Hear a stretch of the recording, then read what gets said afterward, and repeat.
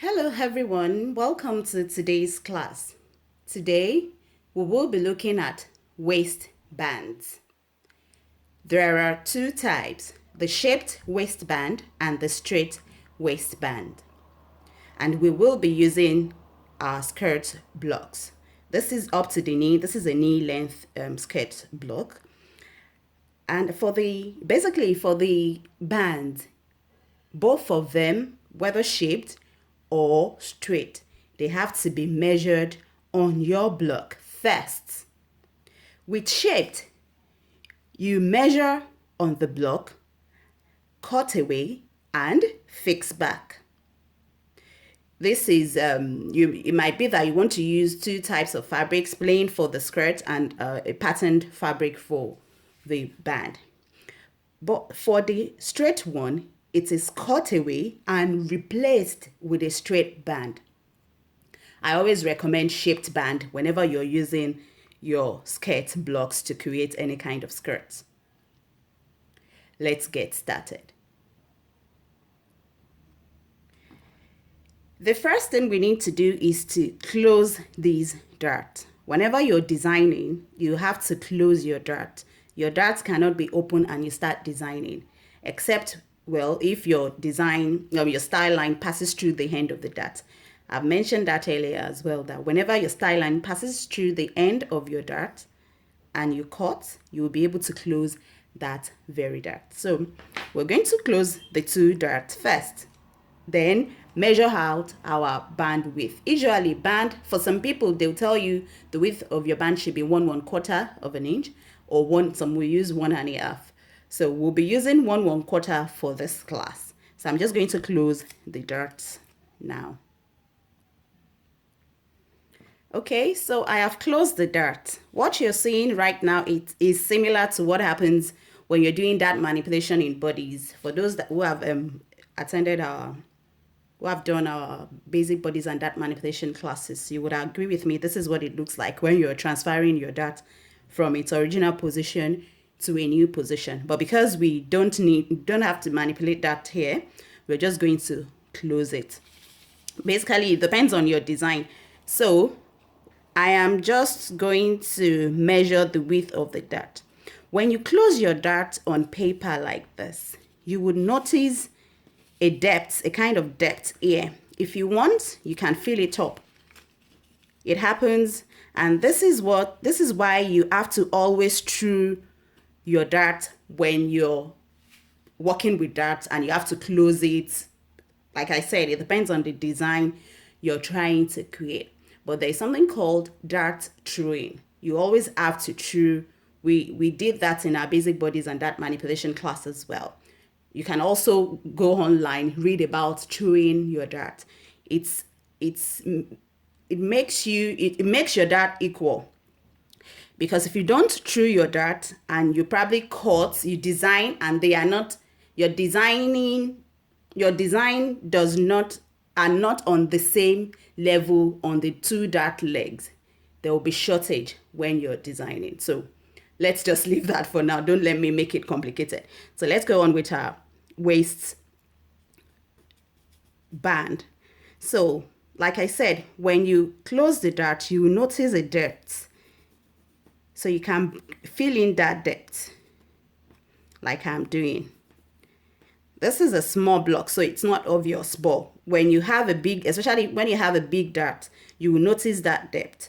So once you notice it, just fill it in. It's a little depth though, but it's good when you fill it in. It makes your skirt or wherever the depth occurs hang, the garment will hang very well on your body around that area. Because if you don't feel it, it means there's a shortage. Okay, so now I am just going to measure the width of the band, which we already said should be 1/4. Because this is not a straight line, the waist is not straight anymore. It has taken the shape of our waist, if you can see it well. So I would not advise you to use a ruler. You have to use your measuring tape. That way you'll be able to mark accurately like I've shown you in previous videos. Okay, now I've measured out the dart. I've zoomed it so that you can all see. I've measured out the dart. Make sure you put the side seams together to make sure they are equal on the side seam, like I am doing. You can see they are matching on both front and back side seam. Also, don't forget to cut out your slanted CB, or if you want, you can add it to the value of your waist dart, but I will be cutting it out.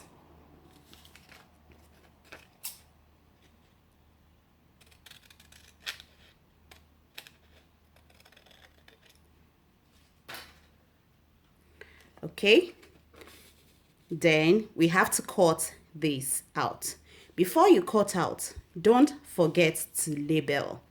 So just write your CF here, SF, your side front, SB, side back, and CB.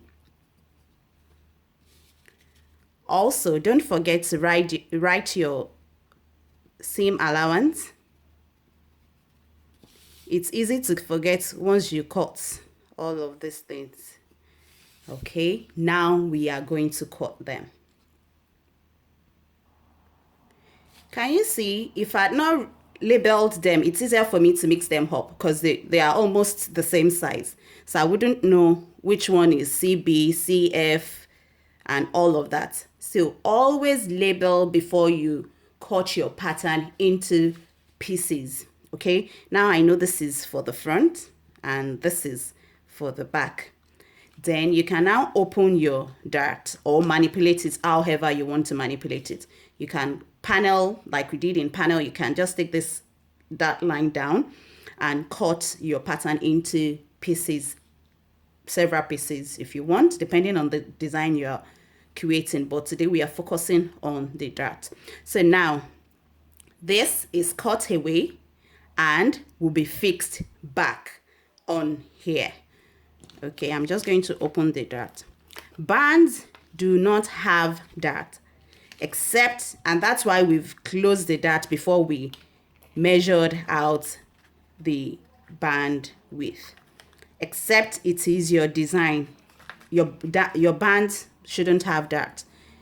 We've eliminated the dart. We don't have to hold dart on the band, so it's dartless on the band, and you can manipulate your pattern according to your design, like I said. Now, when cutting this band, you can either cut this on fold. The center front is going to be cut on fold, definitely, and the CB will be cut too because of the zipper. We are attaching the zipper on the CB, except if you want your zipper to be on the side seam, then your CB also will be cut on the fold and your CF will be cut on the fold. So you have two pieces for your band patterns. But in a situation where when you want your zipper to be on your CB, you can just join this SF and SB together. So you just cut one piece, that is, your CF will now be placed on the fold of your fabric. Okay, I'm just going to trace this on another paper to illustrate what I just said. Okay, I've traced a copy each for the bands. So I was saying, let's take this out and bring this down.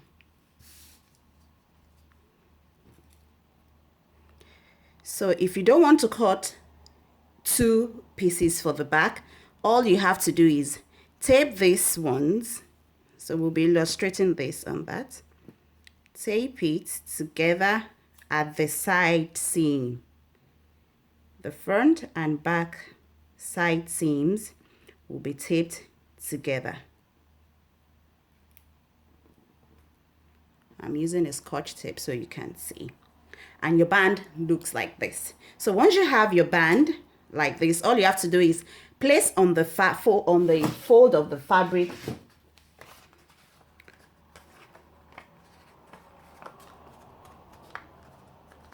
let me use a contrasting paper. So on your fabric, what you do is fold your fabric.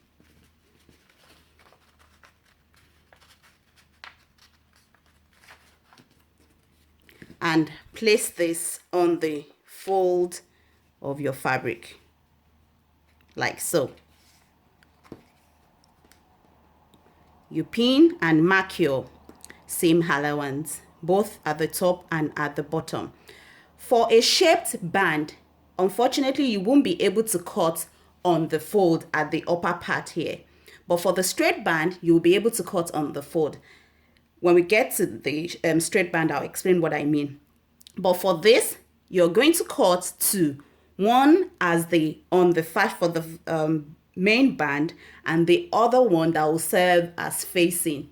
And you're cutting both, except you don't have enough fabric. You're cutting both from your fashion fabric. Okay, now you use, let's say we want to cut this now.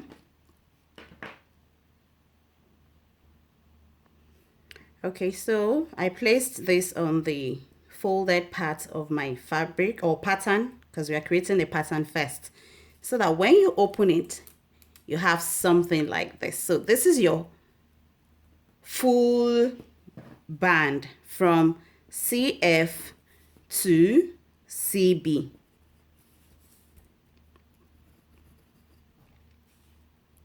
So you just had your zipper allowance, and this is what your one piece band will look like. There is no joining on the side seam.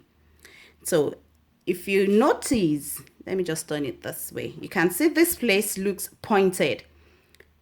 That's the depth created by the CF. So you can just blend it to get rid of that. Let me bring it close to you so you see what I'm saying. Can you see it? To get rid of that little pointed part. And as you're getting rid of that little pointed part, you also notice a depth here.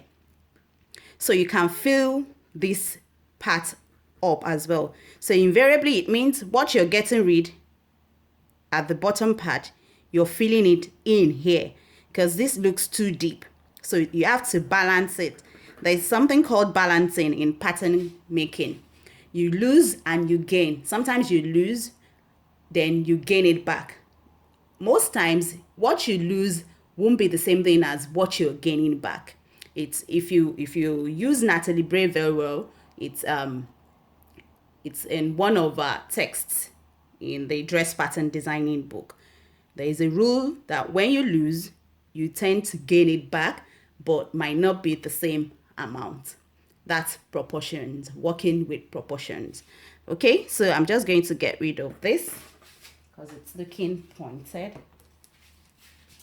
and fill the upper part up by almost the same amount. You would see, can you see it's better now?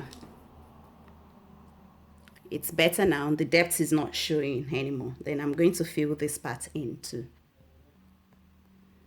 Okay, so I've done the filling on the upper part also. So we have beautiful curves both at the bottom and at the top, even though it's small, but it is needed. Okay, now don't forget to draw out your grain lines. It depends on the fabric you're using. Your grain line can be straight or cross, but not bias. It can be straight grain or cross grain. And what can guide you to draw your straight grain line is your CF crease line. You make sure your ruler is placed, or you can just use the CF, the center front line, to draw your grain line. This is very small, but I hope you can see it. So your band can be cut on the straight or cross grains, especially if you're using maybe striped fabrics. Okay, so that is that on the one piece band. Don't forget to add your sewing allowance at the top, at the bottom, and at the center back. Now, if you are not doing the straight the one piece band, You just had your seam allowance on the side seam, both in front and at the back, and your zipper allowance on your CB. Then you place this on the fold. You place your CF on the fold of your fabric or another pattern if you're creating another pattern and you want to create your full pattern on paper first. And you cut 2. So always write. Now let's say we are cutting this on the straight grain, cut 2, so that your pattern cutter will know what he or she is doing. And this is obviously cut 1, because once you draw your cut and fold sign, then your pattern cutter knows this is just 1, and the allowance will be added. Let me bring this up. So you draw your cut and fold sign. So this is going to be 1, and draw your grain line, and this is cut 2. Okay, now the cut 1 and cut 2, like I said, they are your main fabric. Now you need to cut something that looks like facing. It's facing actually. So now instead of cutting one of this, you're going to cut 2, because the other one will be used to turn this original one. This as well will be cut 2. These are your main patterns to be placed on your fabric. You're going to cut 2 of this, because one is going to serve as lining that will be used to turn the other. This is your upper band, and you have to interface it. You can use woven interfacing, which people call stay. You put stay on it to stabilize it and make it firm. So it is the outer band that you interface. The facing will not be interfaced. Some people interface both of them. It depends on how thick your interfacing is. You don't want your band to be bulky as well. So you interface. I'll probably show you a separate video on cutting the band, the interfacing, so you understand this better. So for this, it will be cut 2 for the one-piece band, and this, it's going to be cut 2, and this will be cut 4. 2 as the main band and 2 as facing. 1 as the main band and the other one as facing. Now let's go to the straight band. So basically it's the same thing. You only want to replace the shaped band with a straight band. Basically that's it.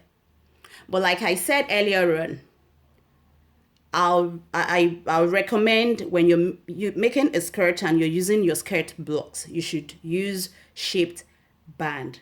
It sits well on your waist.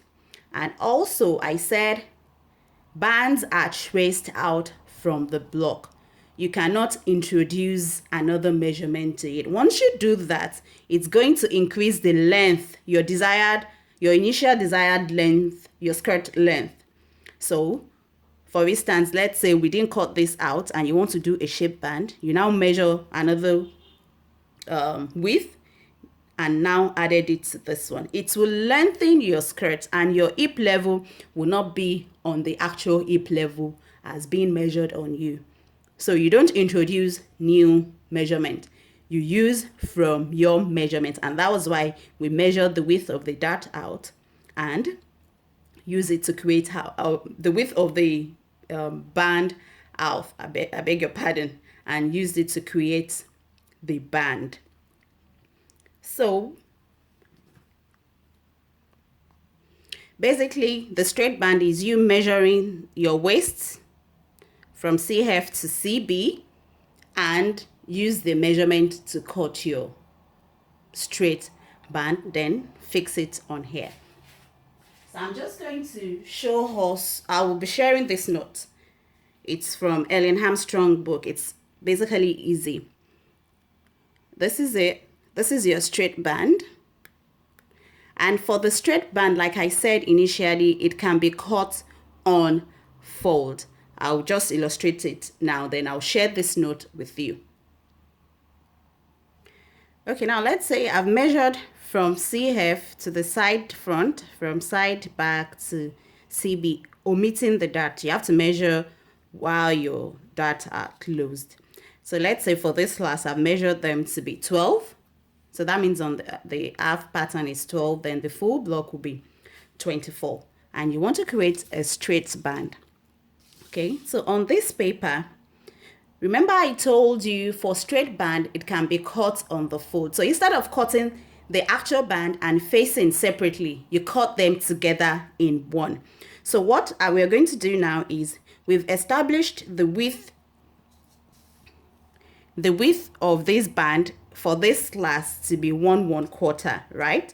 So, and the length is 12 inches. So I'm just going to do 1/4 in two places will give you 2.5. Okay, so from here I'm going to measure 2.5. Or what you can do is you can fold your paper like so.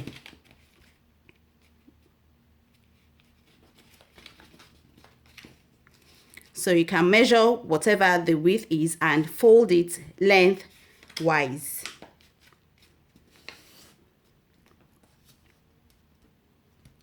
Then I'm going to measure the width of my dart or my band. I don't know why I keep calling it dart or collar. So from the folded point, let me turn it this way. From this folded, I'm opening it. From this folded point, you measure the width. If you want, you can mark your seam allowance here. Let me bring it closer. So the width of my band, if you want, you can add your seam allowance. I always like to add my seam allowance when I'm cutting. It's easier for me that way, except if the pattern is to be sold, I will have to add the seam allowance or sewing allowance on the pattern for whoever is buying it. But for me, I prefer to do my seam allowance when I'm cutting on fabric. So the width of my band, which is 1/4 by, now I can decide to do the whole band. Let's just do the whole band, which is going to be 24 for this example. So from here, I'm going to mark 24.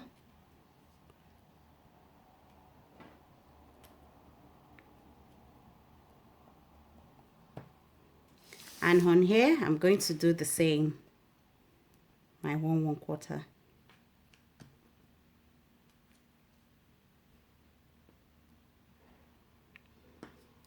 Now for this type of band, you would have to add, for your button and button stand or hook and eye, you need extension, and that is about 1 inch. Some researcher will tell you 1 inch or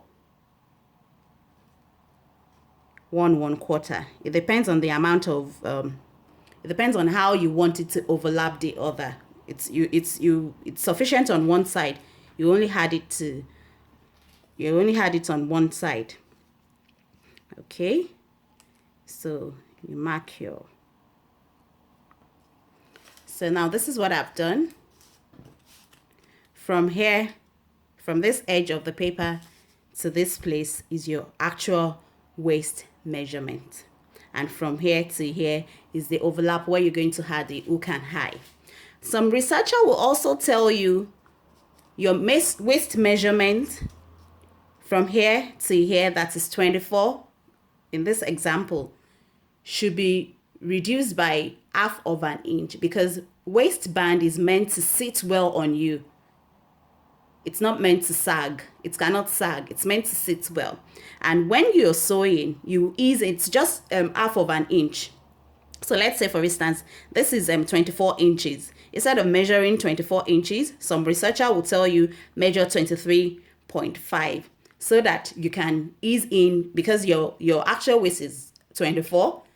So just 0.5, just so it sits well, it clings to your waist. And some people will tell you measure your actual waist measurement. So now we've measured our actual waist measurements in this example. I think Helen Armstrong suggested that she recommended you reduce it by 0.5 so that your waist sits well on you, your band sits well on you. But for this class, I've measured the actual, which is 24, and I've done 1 inch extra for the hook and eye overlap. Okay, I'm going to show you an example of what I'm saying now in a bit. Okay, now we will join this from this point to this point.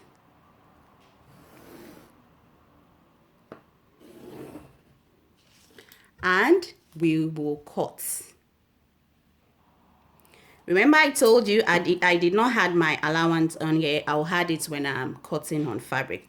So I'm just going to cut on the actual measurement and add my allowance. If you want, you can add your own while you're creating the pattern. I'll suggest you actually do that for beginners so you don't forget.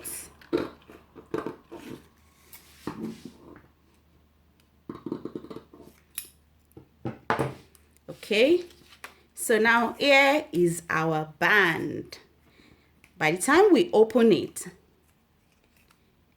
it looks like so. So what we've just done is we've cut our actual band and the facing together in one. We don't have to cut two like we did in the shaped band and use it to turn the actual band. And if you want, you can interface the whole band, or you interface the band alone, the outer part, the fashion fabric, the actual band which you see on the right side alone. But I'll suggest you just, since it's cut in one, just interface everything. Note, don't forget that this is where your actual band is, waistband is, and this is the overlap. And I'm going to show you a skirt. It's a flare skirt with a straight band attached. Like I mentioned earlier on, the advantage, can I say advantage? The disadvantage rather of this is the upper part will not sit well on you, because the upper part and the lower part, they have the same measurement. It is not shaped on the upper part like you have on the shaped band. This has the shape of your waist already. This doesn't. It's a straight, and that's when I said if I am to attach this on a circle skirt, I can dart this upper part. So I'll draw a dart and hold the dart like so. I'll close the dart, but then again, you won't be able to cut the facing together with the band anymore. Once it's shaped, you have to cut two and use one to turn the other. So I'm just going to show you an example of what I made. Okay, so this is an example of a skirt I made, and I've used hook and eye to finish it. So in this one, I added the button stand. This, you would agree with me, can be without this extension. Are you seeing it? This, I added the extension on both of them. That's if I am going to have two hook and eye. But since I've done one, this becomes like useless. This can be like this. And this is what we've just done without the extension on one side and on just the other side. This is it. And this is going to hook it like that. This is like 1/1/4. The extension I've done here is about 1/1/4. Also, the note I'll be sharing you from Natalie's from Helen Armstrong's book, I beg your pardon, has a bit of sewing, how to sew the band to the skirt. And this is a pleated skirt actually. And this is a band. I made this myself. I like to sew. So you all should love to sew, not just cut. You have to love every step of the process of making a garment. Okay, so basically that's it on waistband, and I'm just going to show us this as well. You can have the elasticated waist as well instead of creating a pattern, but whatever you're using, this must be part of your skirt length. You cannot introduce it, especially if you're using a block. If it's just something free like what I have here, this is just a pleated skirt, it's easier for you, even well, after sewing and it's too long, it will be easier for you to cut it here because it's free. But why would you want to waste fabric when you can, go with your measurement, work with your measurement, and everything is accurate at first? We should avoid wasting resources. Okay, that's it. That's it about waistband. I will be sharing notes on this, and I will be sharing videos from other YouTube channels to help you to attach them accurately and neatly. So I'll see you in the next class. Bye for now.